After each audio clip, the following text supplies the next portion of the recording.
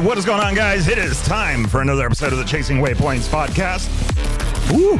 And we have got a special one this time around. What? I think we're going to be doing a two-part series on this one.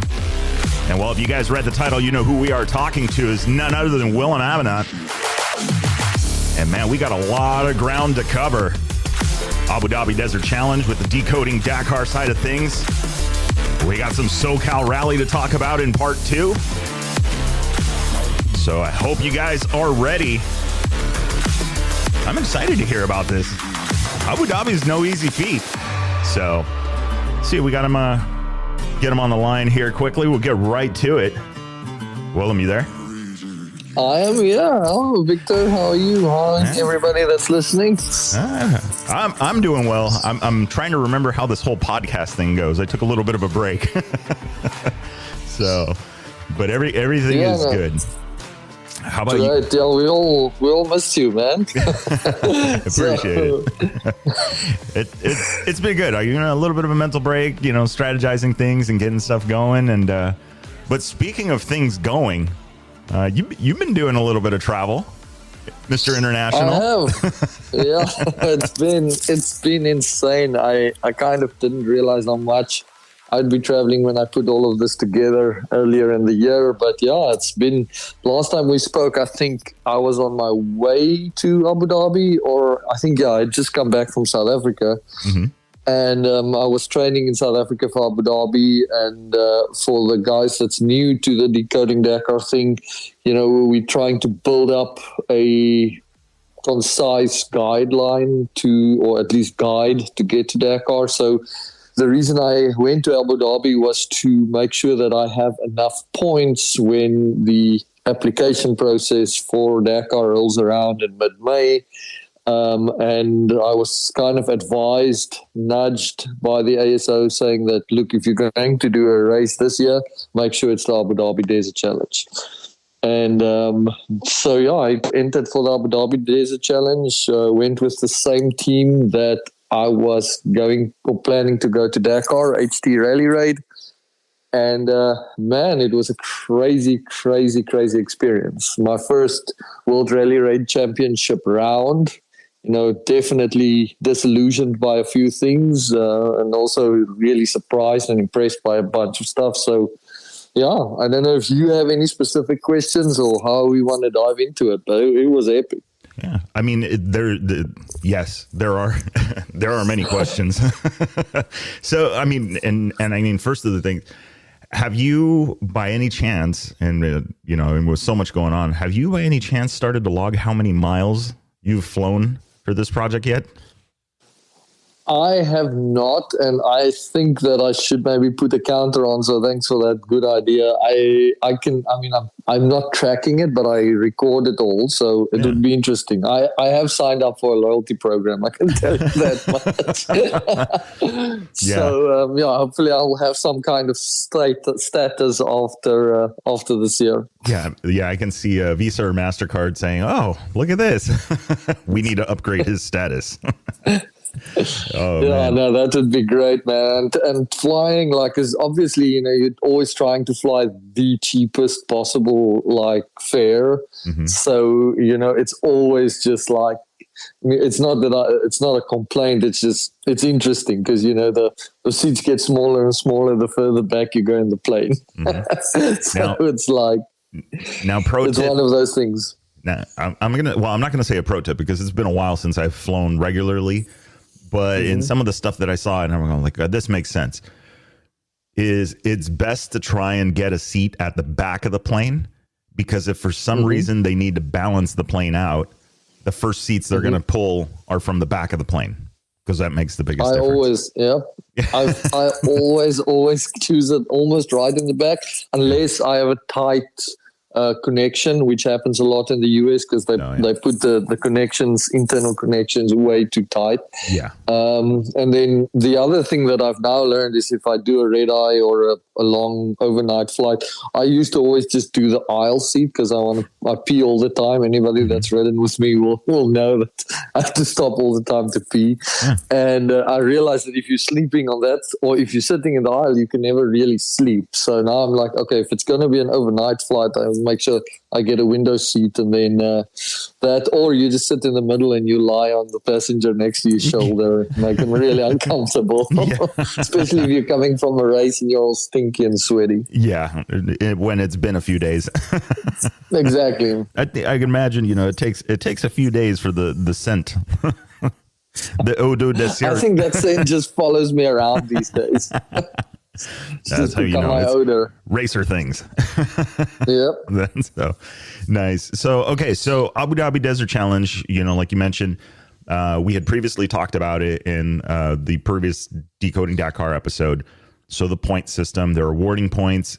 The Dakar wants to see, or the ASO wants to see a points tally basically when it comes time to apply for the Dakar, and they're going to kind of rank competitors by that, right? If it's correct, depending on how many points you have, basically I think what they're looking for is the customer loyalty points. I think this is how it's disguised. They'll never tell you that that's what it is, but it's a nice way of kind of referring to it. And I think that, for a long time, I wasn't able to get any numbers out of them. Mm-hmm. And, finally, I'm like, okay, finally they're willing to give me some concrete numbers. So for those guys that's following along with Decoding Dakar, for me, currently, I have 26 points, including Abu Dhabi. So if you do a World Rally Raid Championship round, it is 12 points. I believe Portugal was only 8 just because it wasn't like a legitimate rally as far as the navigation and stuff's concerned. Okay. So I think if I'm right, Portugal was 8, but I'll have to check. I'm speaking under correction. Mm-hmm. So obviously 12 points just kind of, blows anything else out of the water, points wise. So they definitely encourage you strongly to invest in their events by doing them, because then you pretty much going to have a smooth ride to Dakar if you are a World Rally Raid Championship rider. Mm-hmm. And, I went into Abu Dhabi being so confident because of the as far as confident for Dakar acceptance, just because of the way that I had gotten to Abu Dhabi. I was effectively led there by the ASO. It's step by step.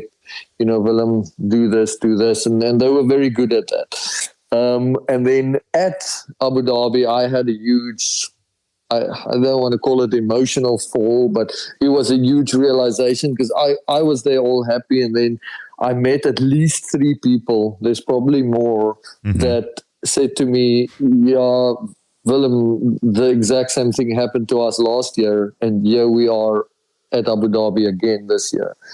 And I mean, I can't tell you how my spirit sank when I heard that, because I'd gone from, okay, I'm pretty much not guaranteed, but I know I'm going to get accepted for Dakar, to, oh, wow, now I'm surrounded by people that are all trying to get to Dakar, that's all done what I've done, and they're here for the second time. Mm-hmm. So that was like, whoa, what's going on here?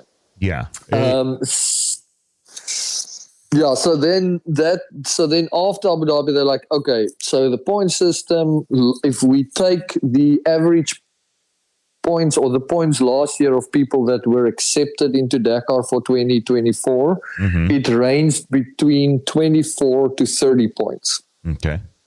I'm currently at 26, but, now, as we discussed before, there's a very limited amount of actual seats, if you discount the GP riders and all of that.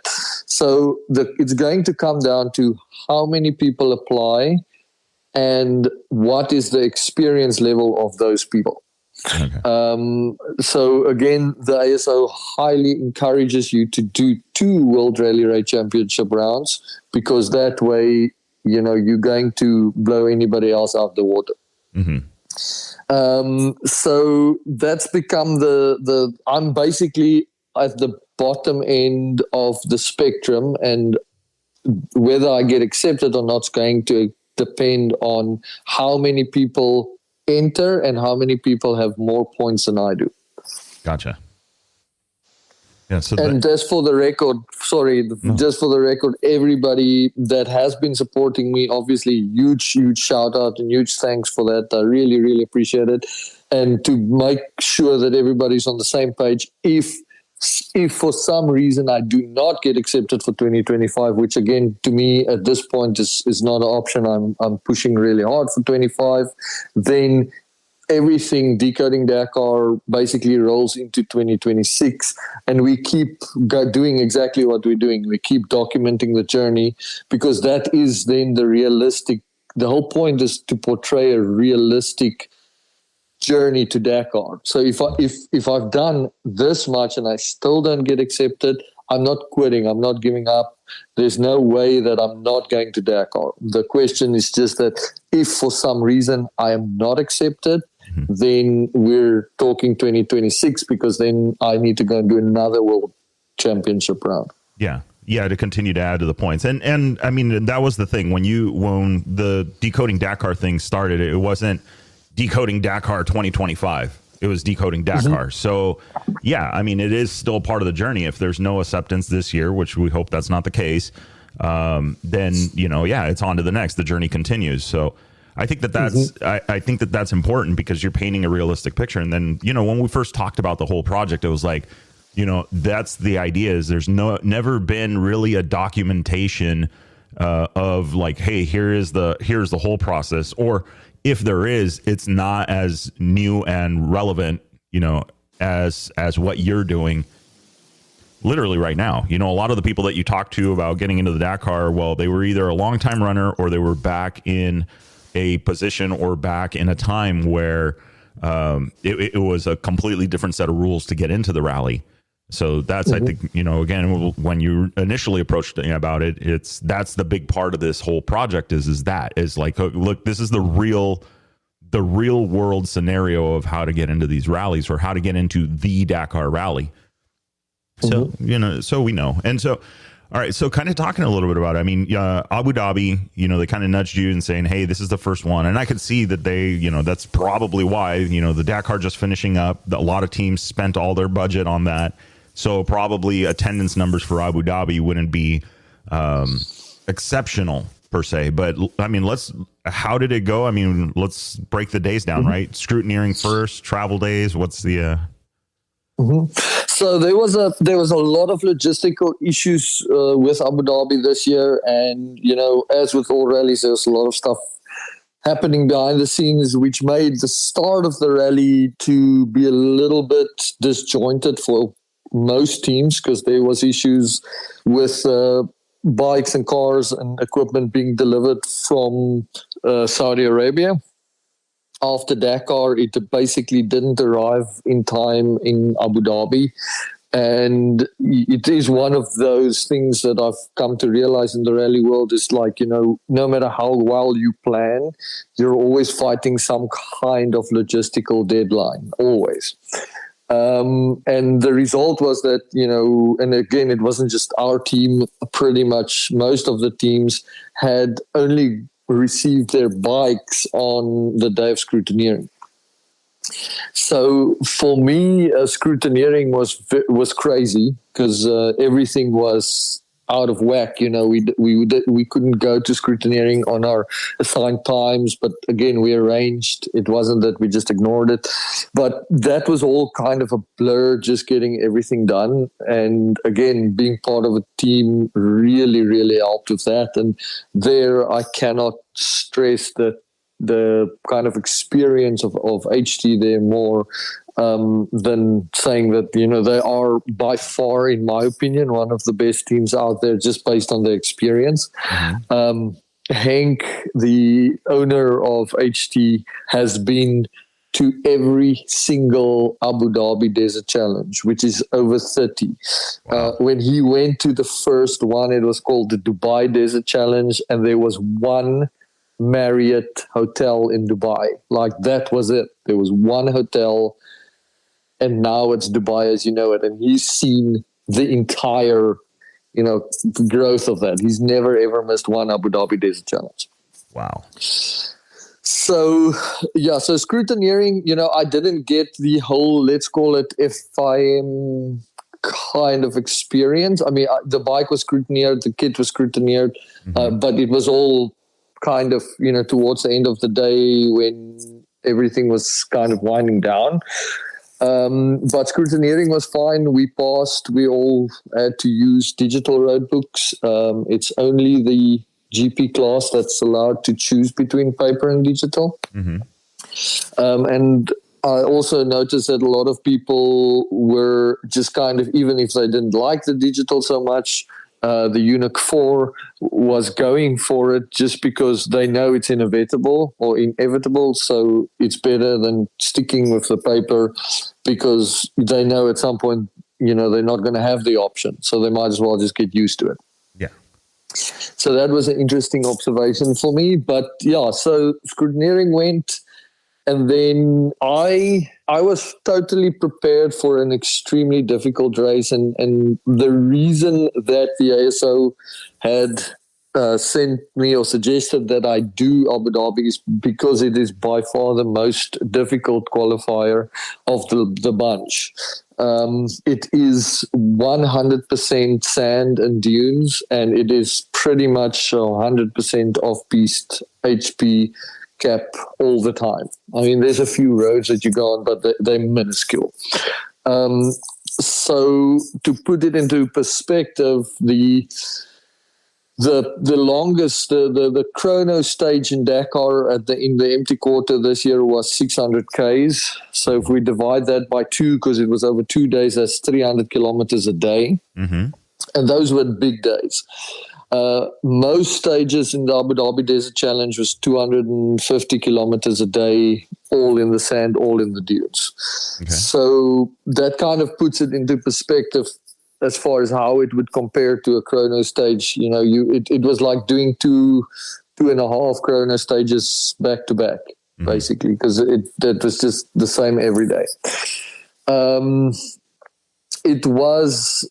So because of all the time I spent in January, I knew it would be tough, and it was as tough as I thought it was going to be, which was great because it's not that I was caught unaware. So I was like, okay, it's going to be difficult.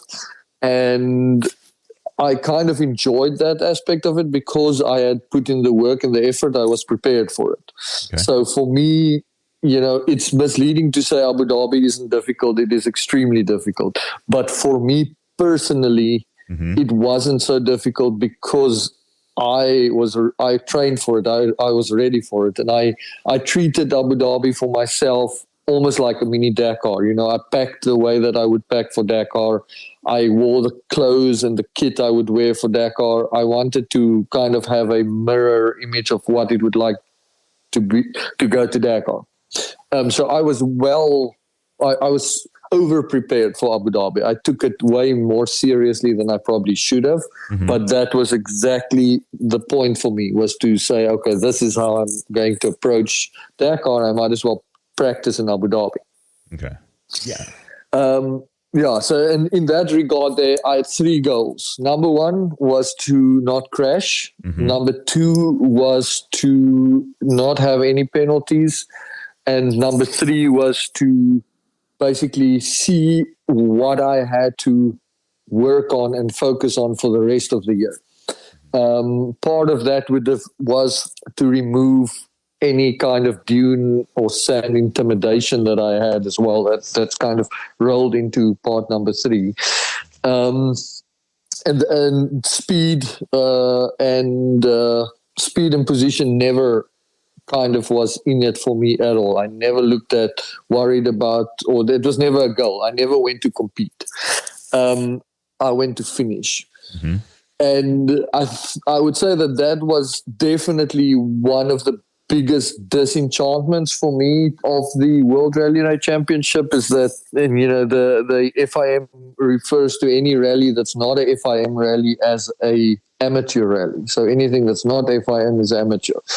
And the difference there to me was stark. It didn't have that, what I call kind of rally feeling, that nice, warm, fuzzy feeling. And the reason was simply because everybody was there to race. If you're not there to race, what are you doing here? Kind of thing. That is kind of and it wasn't in a scenario of being rude or different. It was just, that's why you do the World Rally Raid Championship, is to race. It's not to have a good time or not just to finish. It's to push as much as you can. So in that regard, I was a little bit out of place. Mm-hmm. And that was a concern for me before the time, wondering how that would go down, because it's similar to making it to the starting blocks of the Olympics, say 100-meter sprint. And then I tell everybody around me, I'm not going to sprint, I'm just going to jog. They'd be like, well, why would you be here? Like, why would you go through all the effort to be here then? Yeah. I think that's, I mean, and to kind of recap that, I mean, it's, this whole thing is all geared towards Dakar. So, I 100% agree with how you're doing it. You're like, okay, well, if I'm going to go play, I'm going to go play like this is the real game, and mm-hmm. go out and, all the gear, all the stuff, which I got to say, Mira had you pretty dialed. I mean, you're looking pretty pro out there. He did it. The guys over there did. I was blown away. Yeah. Gerard, he's amazing. He actually delivered the gear in person to Abu Dhabi, which is crazy. Look at that.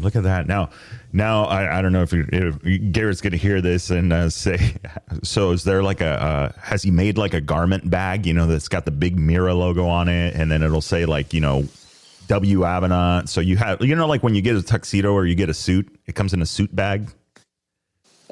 I wouldn't know, man. I'm getting him into trouble. Gary, if you listen to this, I've never bought a tuxedo. Oh. Well, or the suit.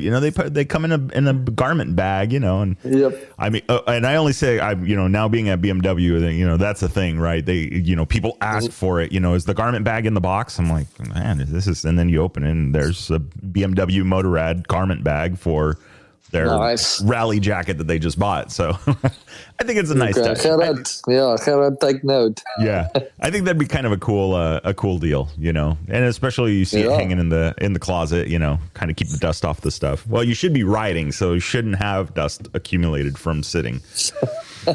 I will say, I mean, this is it's an unashamed plug for Mira, but it is insane. The way that the kit wears and looks after the rally, I couldn't believe it. I mean, I almost didn't, like, my kit has got a lot of white in it, mm-hmm. and I fully expected the white to kind of turn brown. I almost didn't need to wash my jacket after. I mean, I did, but it was still looking brand new after Abu Dhabi. I mean, it was crazy. I couldn't believe it. They're using a new type of material, which is really, really cool. It's like much more harder wearing. Nice. Good. I mean, and that's important, and there's something interesting to be said about that. And I know he already did the, he did the math on it, but I just recently got a hold of the airbag that you've been wearing, or the consumer version of the one you've been wearing. Mm-hmm. And it's an actual thing, it's like you have to size it, and then you have to get gear that will basically allow it to do its job. A thick jacket that's form fitting, which seems to be, the whole skinny jean crowd, is not going to allow room for it to expand. No, I had to specially make measurements with my airbag on it. I actually happened to be in South Africa when I was training. We actually did the measurements while I was there, and that was a big help. Got it. Yeah. So that, and I think that's important. And I mean, for those, those playing the home game, I guess the real world example is, have you ever been out on the road and you look over and the person in the car next to you is 6 inches away from the steering wheel? And mm-hmm. that's how they drive. And the question comes up, well, where does the airbag go when it detonates? if it detonates, right? So it's a similar thing. If you wear gear that's really tight, or you could probably get away with wearing tighter gear, but it better be really thin to where it will either stretch or it will rip if the bag goes off, versus a thicker like rally jacket that's, one of those like hard canvas 600 denier materials that will probably just stop the airbag from expanding to its full potential. Exactly. And so what they've done with the new one is, because I had the old one. And so what they've done with the new one is they basically, I think Skylar had this issue as well, where he was riding with the old one. And, if there's no place to go, it basically goes inward. So you kind of implode yourself. So with the new one, sounds violent. on your flanks, basically on your left and your right side, they put in special stretch material. So while they're still using the hard wearing material, but then they put in expandable sections so that when the airbag goes off, the whole thing just stretches, which is really ingenious. Yeah. Okay. So that is a much better position to be in. Yeah. No, definitely. Okay. So Abu Dhabi, we went through that. Now let's talk, the logistics sucks, right? It's always, it's sad to hear that is a thing, but I mean, I guess it is a thing anyway. You're trying to import vehicles temporarily into an area. You got to deal with all of these logistical nightmares. It's just, and if it doesn't happen at this one, it happens at the next one. So nobody's exempt from that one, but let's talk the race. Okay. You kind of said, okay, we're here to practice, and it's not, you want to race, but you don't want to blow yourself out because, the idea is whatever happens, you still got to be ready to go in less than a year for the Dakar. Exactly. And also I would have nothing to gain when I'm racing. I mean, I have everything to lose there and nothing to gain because I'm not doing the whole series.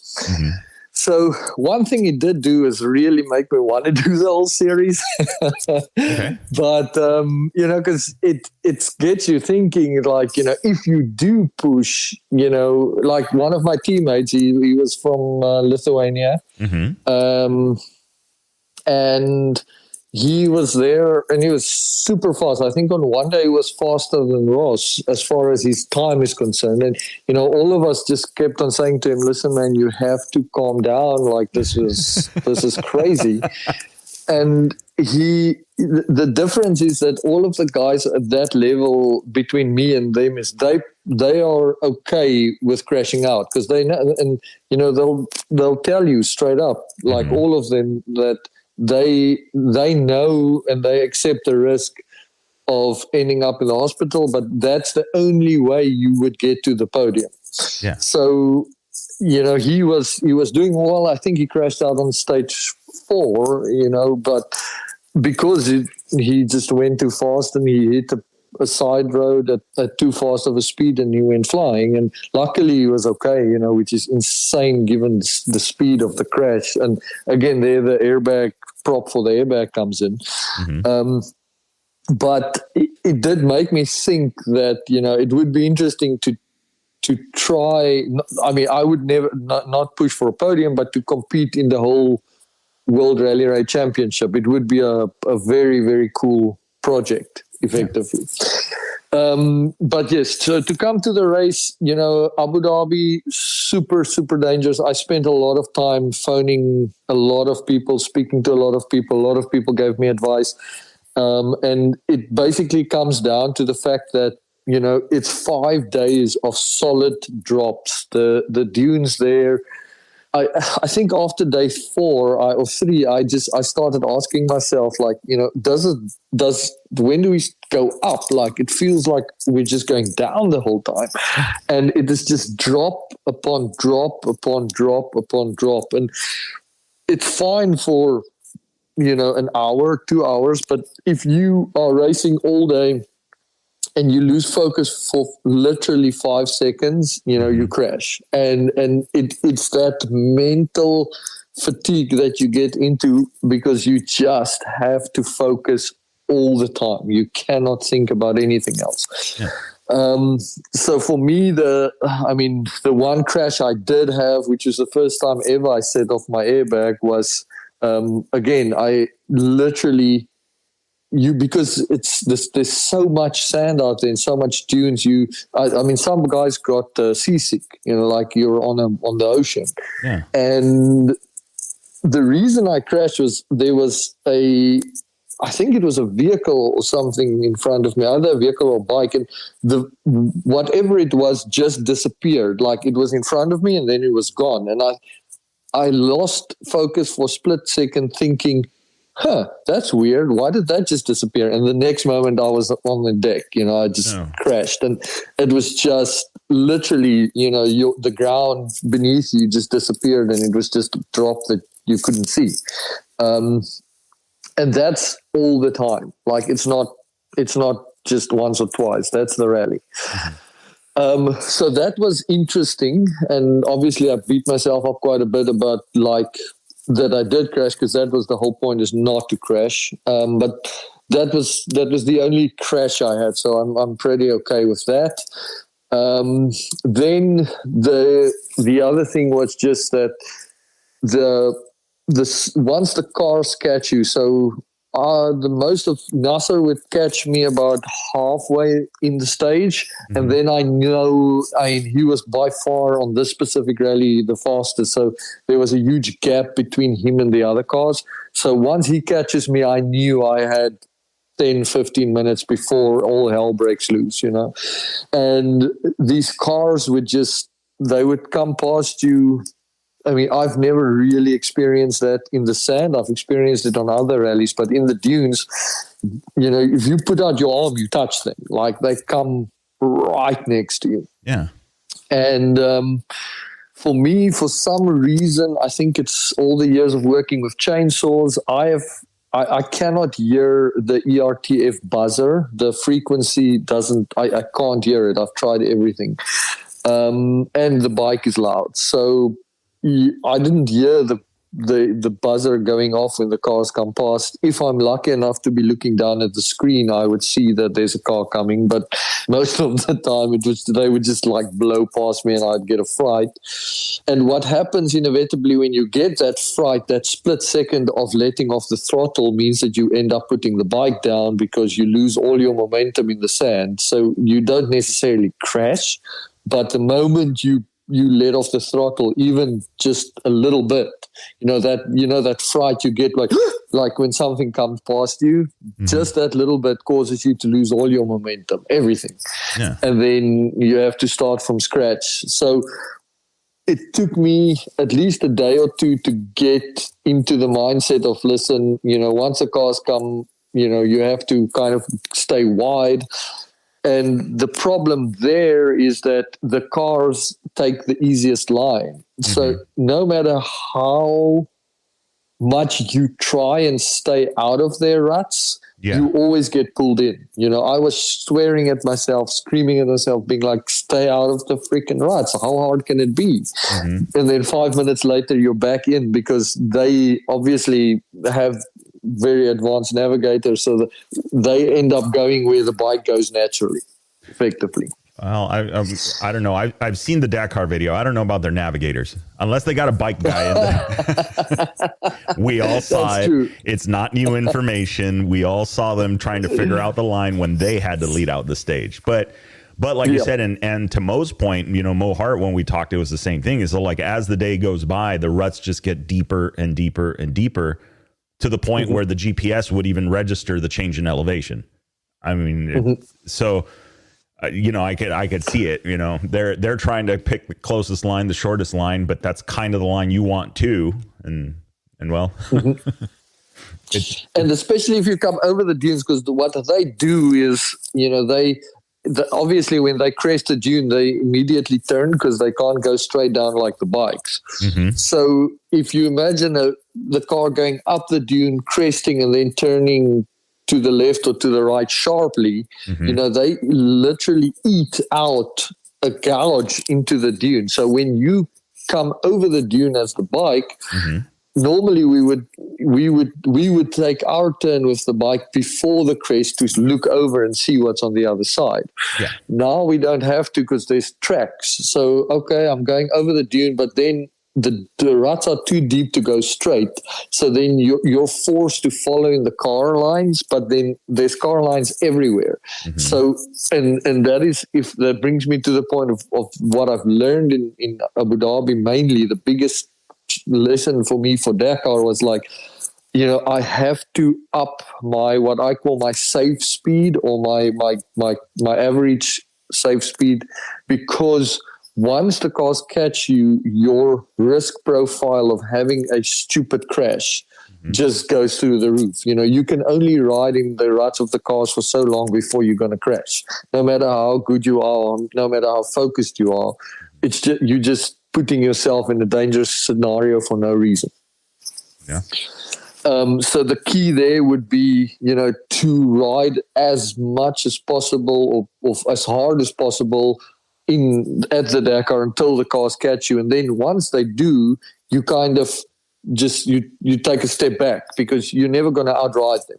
So once they catch you, you have to kind of dial it down so that you are extra safe, because now you have to contend with those ruts. Yeah. And then it just becomes I can imagine. So now, okay, you've got the dealing with the terrain stress, you've got the navigation stress, and now you've got the vehicle behind you stress. So yes, exactly. And it became especially on the dunes, it was okay because if one car came past, you could kind of stop on a crest, look back and be like, okay, there's 3 more coming, let them just come past and then I'll carry on. On the point of navigation, in Abu Dhabi specifically, I would definitely say that for me personally, being a navigator, I was fairly disappointed in the navigation. The first 3 days, there was just no navigation. It was all caps, and you had to navigate, but because of the fact that you have guys opening, there's just tracks. So you never, if the volume of people or the amount of people that do these races that don't have a lot of navigation experience is quite high, because you're never going to be in the top 10 guys that's actually making these lines. So on day 4, finally we got to a point where we were crossing some other tracks and some other lines, and that at that waypoint I knew, like, okay, today is going to be the day where people, if you have never navigated or if you don't know about navigation, today's the day that you're going to have to get it on, because finally on day 4 we had some actual navigation. And I mean, if you go and look at the results on day 4, there were people lost for hours. There was 15-30-minute penalties for missed waypoints. It was insane. It was just a free fall out there. So on day 4 I was like, yes, finally I can at least do what I'm good at, which is not racing as fast as I can, but at least I could navigate. So I was very confident day 4 and day 5 with the navigation, which was great for me. So that's the one thing. The other thing that I learned with the nav in the dunes, which really helped, and I cannot understate how good and cool it is, and that's one of the positive things at these races about how much experience there is around there. One of our teammates was a guy called Kies Quillen, I think is his surname, and he's done Dakar on a truck. Ooh. Or in trucks, in bikes, in quads, in side-by-sides, and in a car. He's literally finished Dakar in every single, discipline there is. And, for me, one thing to learn, I ask for advice very easily all the time. And I learn something new from everybody. And these guys, a lot of the more experienced guys you'll see have nothing to do with the cap or the track or anything. They look at the terrain, and if they see that, we're going to go through a bunch of choppy dunes, it's just a bunch of drops, but they can see in the distance where the lines go from the top guys, they'll just hang to the left or to the right and hightail it, to where they can see the course going. Yeah. Because there's no point in putting yourself through all of that extra effort and stress and fighting the bike if you know where you're going to go. Mm-hmm. And that was a very valuable lesson for me, as far as, just not fatiguing yourself. And I already practiced the fact that, I don't really always ride exactly on the road book unless there's a waypoint involved. But this was like seeing how far off the road book you can go in the dunes as long as you have a point of reference. Yeah. That was pretty, I wouldn't say scary, but pretty impressive. There's some guys that, they'd go off a long ways to the side of the track. And that was cool. And that also saves you a lot of effort. Mm-hmm. Then there's these, a few times we had, I think it was called L3, is like the biggest dunes. You get to the base of these dunes, and Victor, it's like you look up a mountain, and as far as you can see, there's just bikes strewn up the face of this mountain, not making it up. And then you're at the bottom, you're like, okay, you don't want to be one of those guys. You need to make it up here in one go. And then you take a minute, you stop, you look at the lines, and you decide what you want to do. Mm-hmm. And a lot of the times, what I've learned is that, there's normally a line to the left or to the right of the dune that's way easier than what I would call the factory line or the Euro line. But then again, and there's something we haven't even touched on, is the bike. Once you get the RFR down, and once you understand the bike, even for me let's call it as an amateur, there's no reason not to take the factory line, because that bike can do it.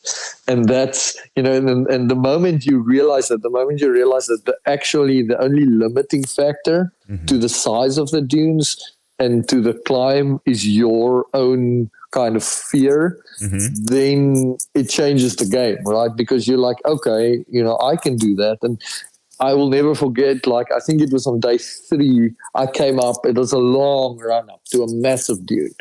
And I could see the factory line, and then to the right you have I don't know what you want to call it. I don't want to use the wrong word on the show, but, to the right you have the wimp line that, goes around the dune.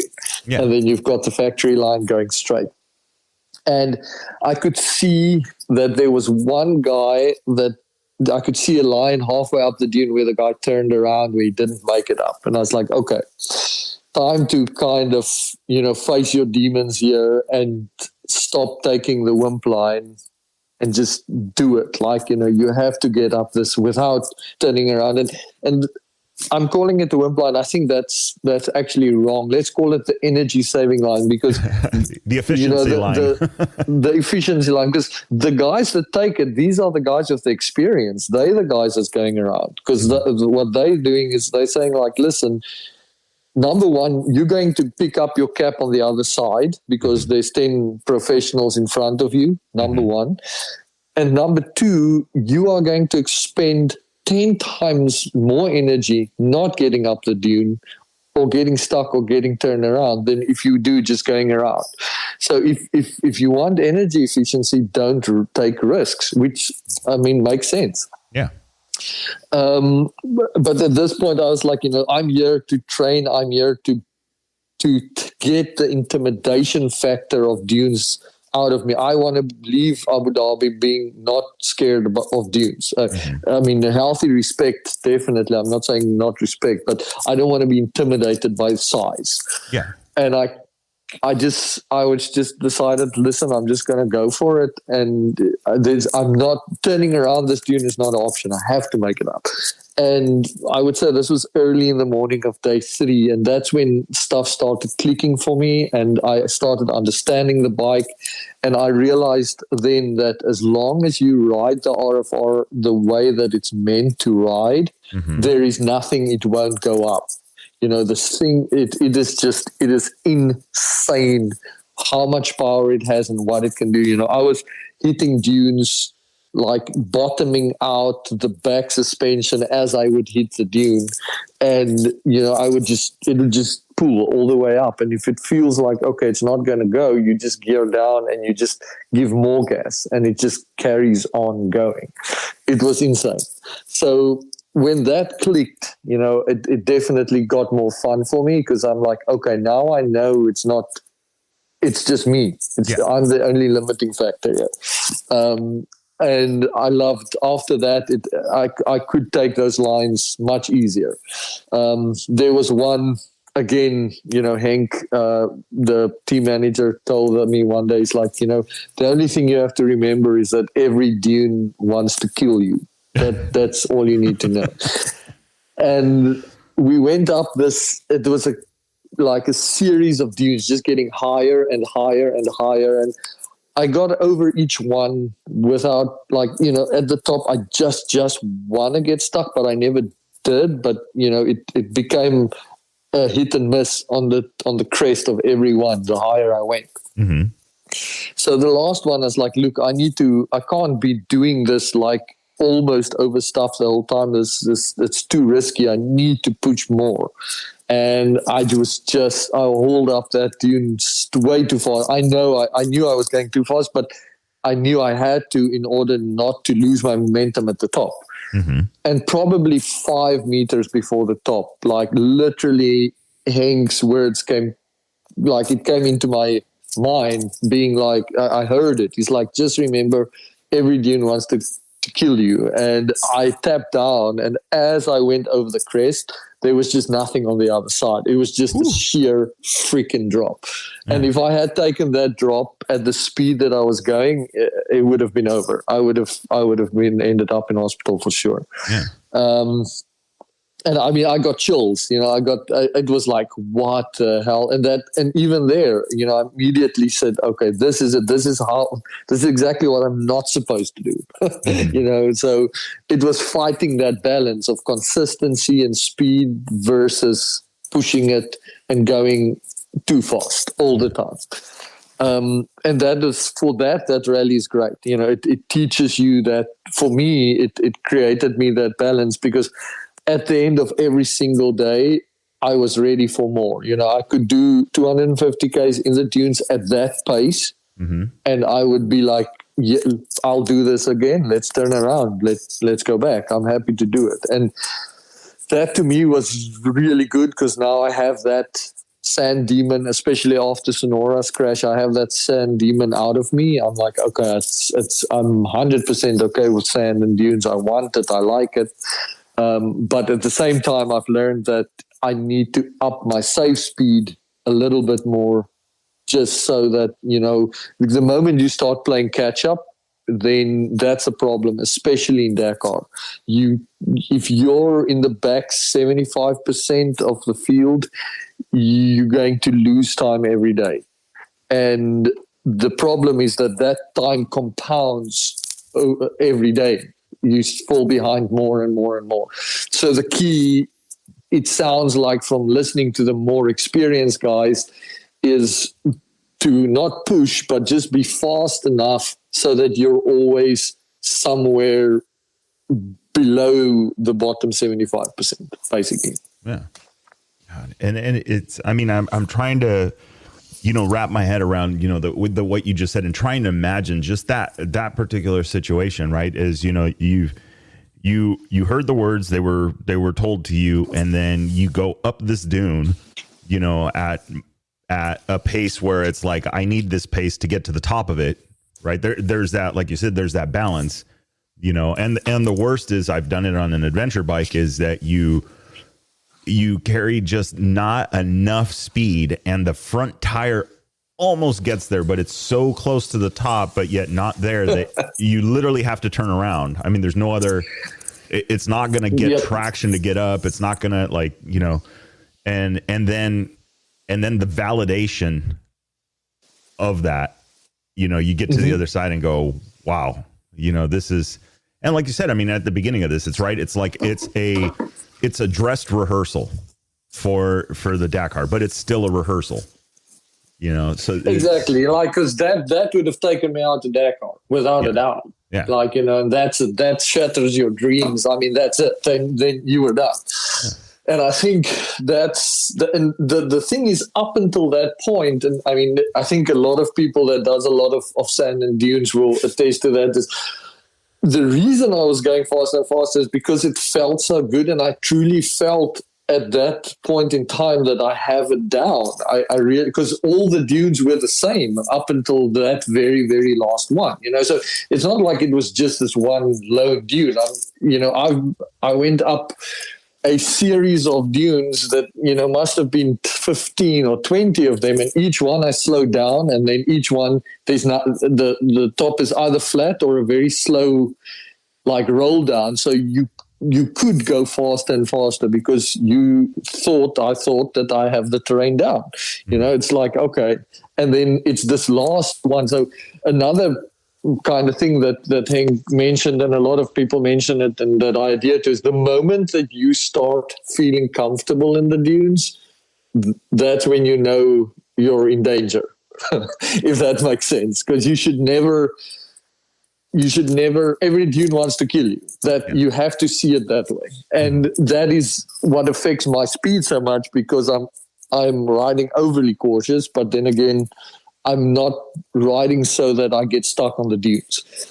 On the entire Abu Dhabi, there's a challenge.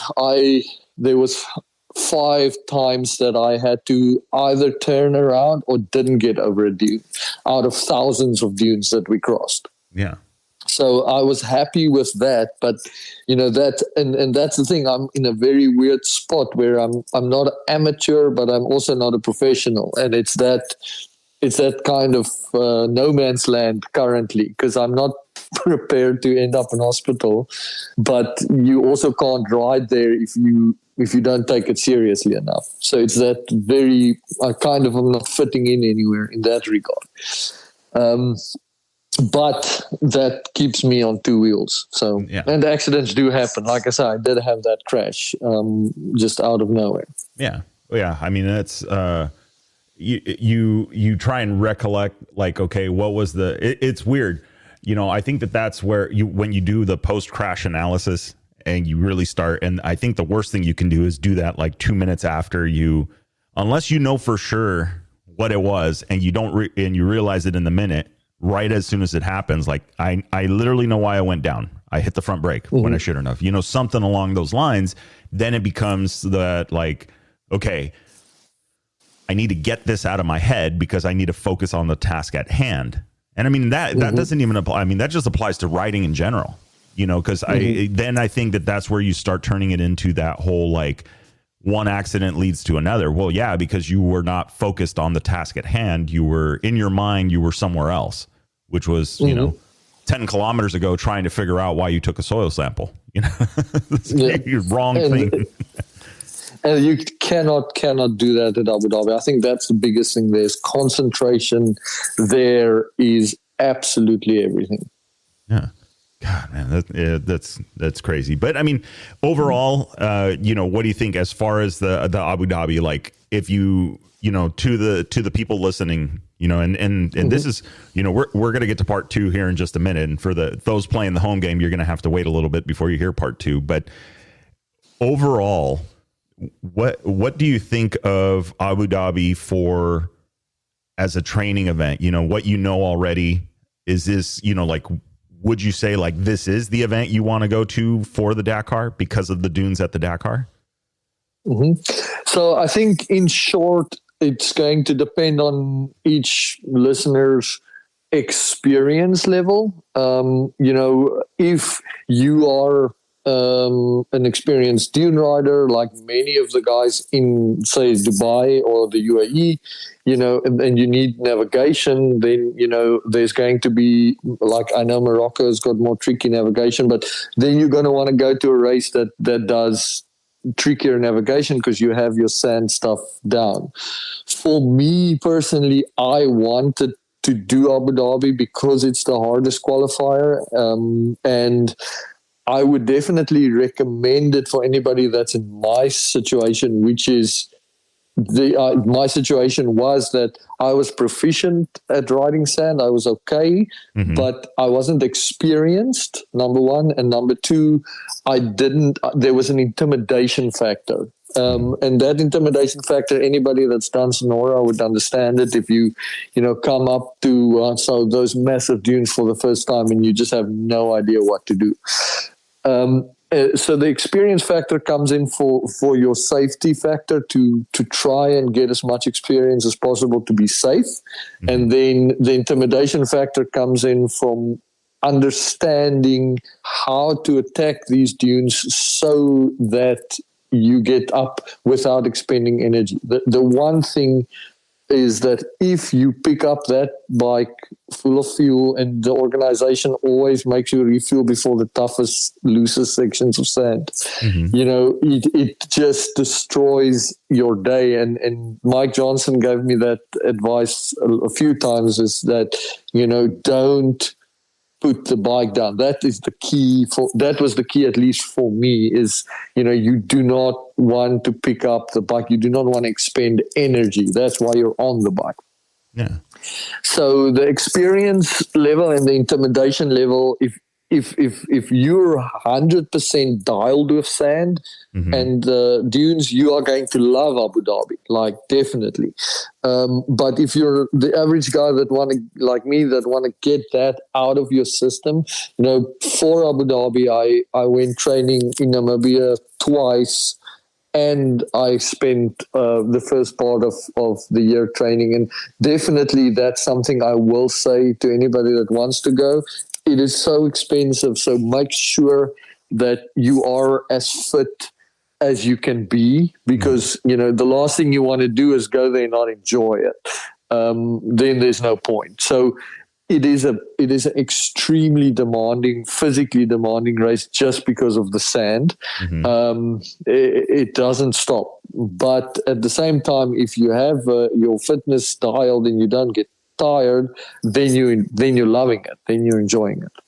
Nice. So yeah. So for Dakar, definitely look. The part where it doesn't touch on Dakar is a hotel rally.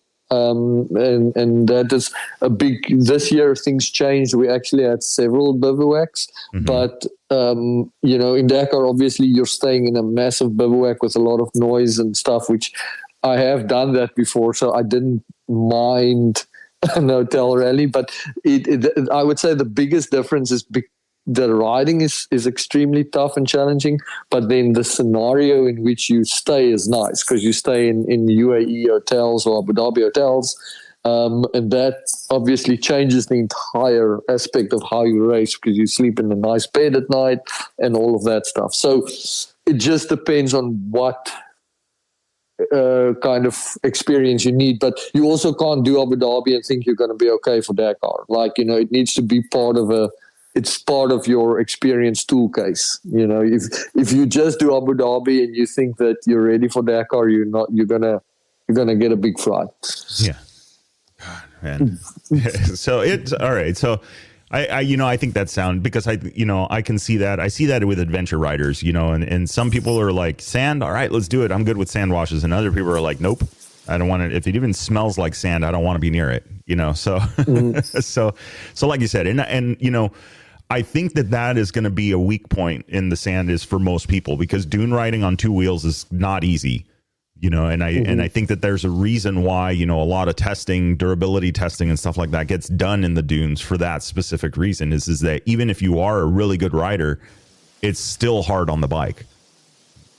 Exactly. And I mean, if I can just quickly touch on that, I'm sure we can make a complete separate, discussion about dune riding and the actual bike. I'm actually busy with an article right now about, the things I've learned about riding an RFR in the sand. But, so if you don't have that part dialed, that's also going to cost you your race. Like, the big thing that I was I knew, but luckily going into it before the time, but like on a normal bike, it's a little bit different. But even on the RFR, you do not touch your clutch. Like, you can, like every single one of these really experienced guys told me, if you use your clutch at all in the dunes, you will not finish this race. That's what people tell you. It's like, don't use the clutch. And the other thing with the RFRs, for instance,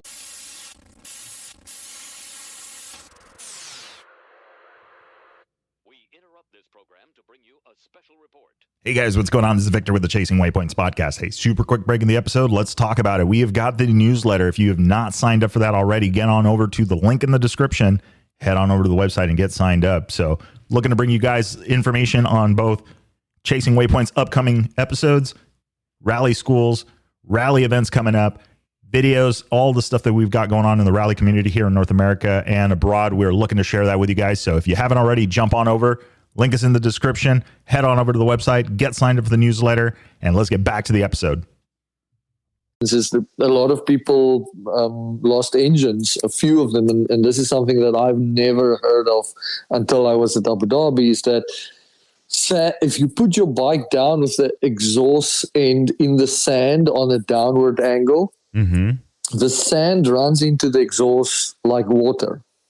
Oh. And the moment that happens, I don't know how the engine stuff works that well. I mean, I know the basics, but that's also why I'm not doing Malamoto. But, I'd always thought that the exhaust blows out the sand. Like it's the exhaust, right? That's the port, so it blows out.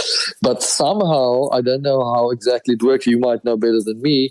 If you get sand in your exhaust, it could, or it does, pull the sand into the bike. And you basically seize your bike right there in the middle of the dunes. And this happened to at least one of my teammates, another guy that I knew. I know of a guy at Dakar that it happened. So it's a common occurrence, but it's something that nobody tells you about. So, out of the 5 times, if I did put the bike down, the first thing I did before I did anything else was just to check, is the exhaust in the air or is it in the sand? If it's in the sand, it doesn't matter what was happening, immediately focused on just pulling the bike so that, they couldn't get sand in the exhaust. But something that small can cost you the race. Knowing that something like that, to do that if you do put your bike down, for instance. Or if you do put your bike down, don't sit there and, think about how great the world is. Focus on just getting out of that situation first. Well, that's I have a theory, but we're going to leave it on that one. I have a theory as to why it may happen, but for those playing the home game and you're on Spotify, you can leave a response on this. Why do you guys think it happens? I think that will be a good and then once it hits YouTube, if you guys are listening to this on YouTube, you can also comment on it. So why do you guys think that might be? Why does sand make its way all the way into the motor the wrong way? Everybody is worried about the intake. I'll send you photos that you can post if you want with it of a guy like, at what the piston looked like and how much sand actually comes out of the exhaust. It's insane. Yeah. Nice. So we'll do that.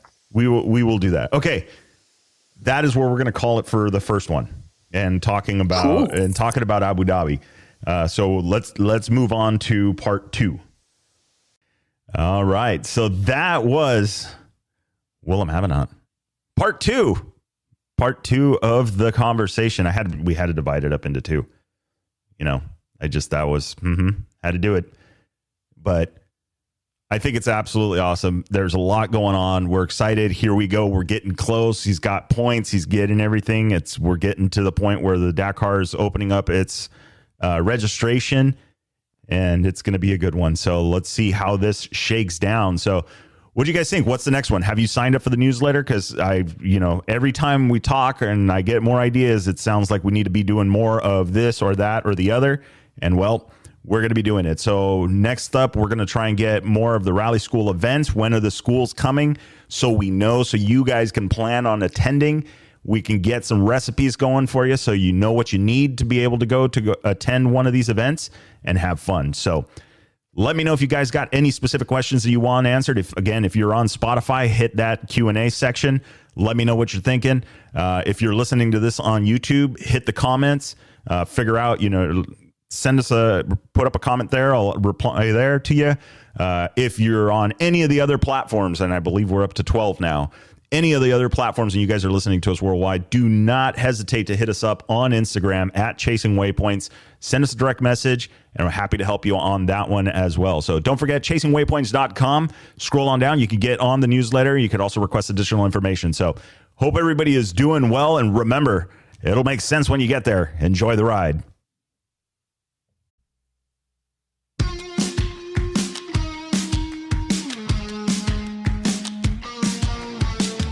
All right, that is a wrap for the Chasing Waypoints podcast.